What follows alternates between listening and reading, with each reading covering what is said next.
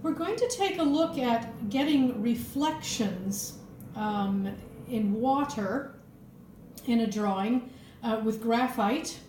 Reflections are kind of a whole little art in and of themselves, and they can be a lot of fun. And I find that with graphite, erasers help a lot in achieving a pleasing image of a reflection. Most important thing to remember about a reflection, any kind of reflection, is that it should never upstage whatever it is it's reflecting.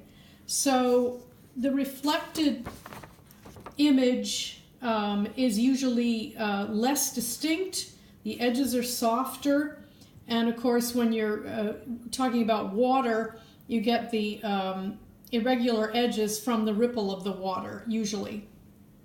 And so that's important to remember. Also that reflections are an act of nature. So exactly copying what the reflection is often ends up in a rather staged look or not a natural look. So being a little bit free-handed with that reflection, in other words, putting your own natural hand to it, often results in more of a natural look to the reflection. So I have a picture here of this old shed by the water, and I've done the drawing of the shed. Let's see if we can get these side by side. And so to go about the water, I'm going to use horizontal strokes. I'm going to use the side of the pencil for this because I think that will give the effect that I want.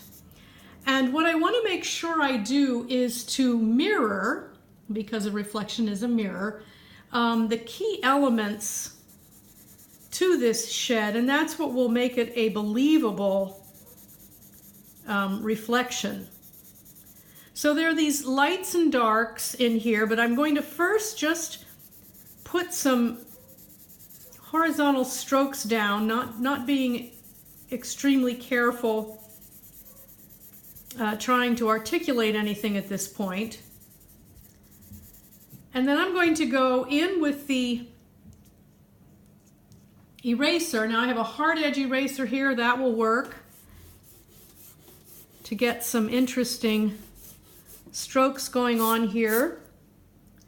And also you see these vertical strokes, and that often will give a real impression or an illusion of reflected water.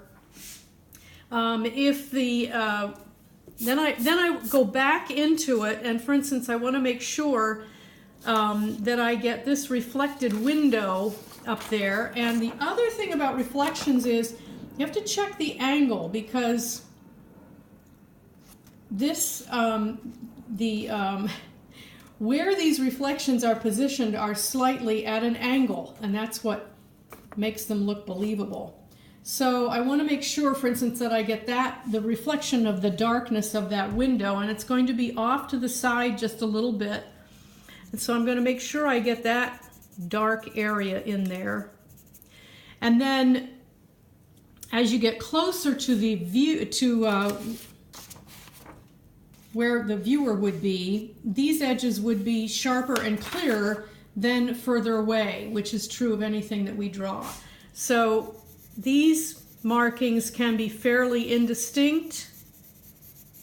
And then when I get to these places, I might want to put a little bit of care into those and make them a little more defined, because that's what really is distinctive about this particular reflection. So I would work back and forth, and if it gets a little dark, you can always take the kneaded eraser and just dab at it. If a kneaded eraser is all you have, you can use that to get these interesting strokes. And I would just go back and forth until I get this sense of reflection, not necessarily exactly the shapes that are here, but a sense of what I've drawn reflected in the water. So this is one that I did earlier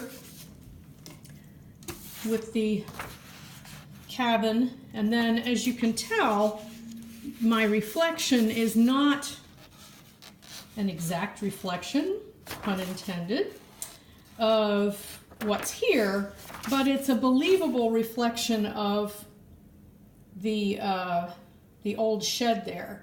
And I just went back and forth and just lifted up and put more down and looked at it from a distance and went back and forth like that to get that effect. So this is another reflection. Now this one is quite different in that the water is very shallow and there's not a lot of ripple. There is some. And in this case, it's a silhouette. The bike is in silhouette. So I've done the drawing of the bike, and one of the things that makes this really believable in terms of the bike sitting in this very shallow water is this shape right here. It's a straight line here, and then so that you don't see the whole wheel, either the real wheel or the whole wheel of the reflection. So that's an important visual clue to get in there. And in this one, for sure, it's important to not have the shadow upstage the actual object. It's much, much less defined, not as contrasty. It's a gray, where this is a very dark, and it gets very indistinct as it goes further away from the bike. Is really just indescript blobs there. So again, I did the bike as a silhouette. I gave a little bit of a horizon here to show that the bike is sitting in some kind of water.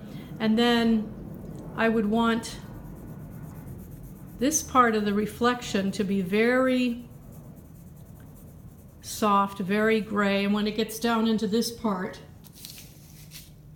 you really lose the shape of the actual wheel.